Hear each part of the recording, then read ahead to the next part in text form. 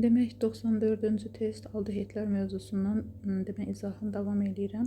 Demək burada deyir ki, bizim X maddəmiz gümüş peroksidlə reaksiya daxil olur, mis xloridlə və bu reaksiya daxil, mis 1 xloridlə reaksiya daxil olmur və bromla bir də reaksiya daxil olmur.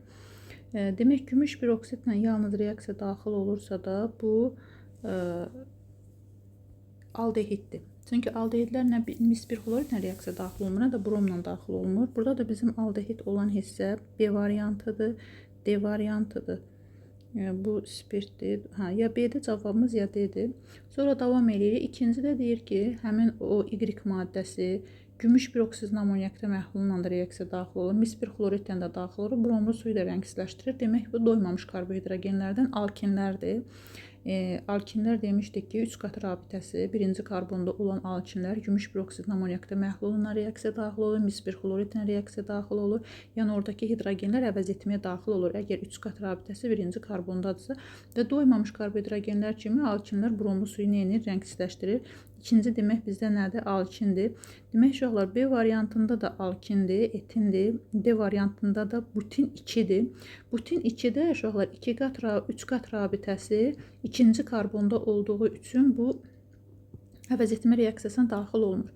Ancaq etin asetlendir və onun yeganə demək alkindir ki, bu hər iki hidrogeni nədir?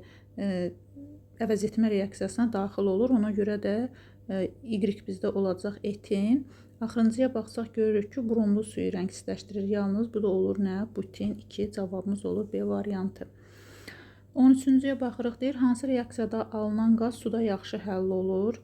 Demək, birincidə siklopropan alınacaq. Çünki 3 karbon qədər uzaqdadır və sinklə reaksiyasından alınacaq siklopropan. Biz də demişdik ki, karbohidrogenlər neynəmir? Suda həll olmur. Hansı karbohidrogen olur olsun, doymuş, doymamış istəyir. Aromatik və ya siklik karbohidrogen olsun.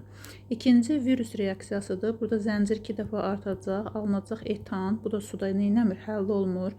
Üçüncü C variantında 1000 dərəcədə metan parçasında karbon və hidrogen qazı alınır. Hidrogen qazı suda həll olunur. D variantında isə alınacaq qarışqa aldehidi. Qarışqa aldehidi demişdik ki, bu suda aqreqat halı qazdır. Suda da çox yaxşı həll olan nədir? Aldehidlər sinifinə malik olan maddədir. Yəni aldehidlərin ilk nümayəndəsidir. Aqreqat halı qazdır və suda çox yaxşı həll olur. Ona görə cavabımız olacaq D variantı. 14-cüyə baxırıq. Hansı halda eyni maddənin adları verilmişdir? Sirkə turşusu etanol. Sirkə turşusu turşular sinifinə aiddir. Etanol isə spirtdir. Sonra metanal formaldehid. Cavabımız elə B variantıdır.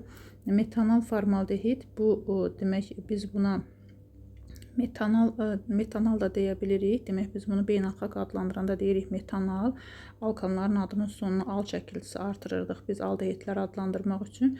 Və bir də tarixi adlandıranda demək onlar hansı turşuya uyğundursa formiat turşusuna uyğun olur. Biz bunu oksidləşdirəndə formiat turşusu alınır və biz bunu və ona uyğun olaraq o turşuya uyğun olaraq biz bunu formaldehid də deyirik. Ona görə B variantında eyni maddənin adları verilmişdir. 23-cü testə baxırıq. Molekulunda bir ədəd üçlü karbon atomu olan C4H8 o formullu aldehidi göstərin.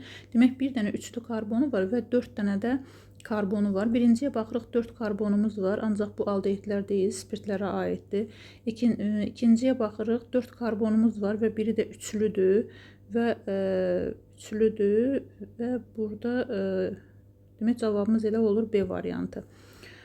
C variantında bir dənə üçlü karbonumuz var, ancaq karbonumuz 5 dənədir. Burada da demək karbonumuz 4 dənədir, ancaq üçlümüz yoxdur. Ona görə də D variantı olmur. Cavabımız oldu nə burada? B variantı.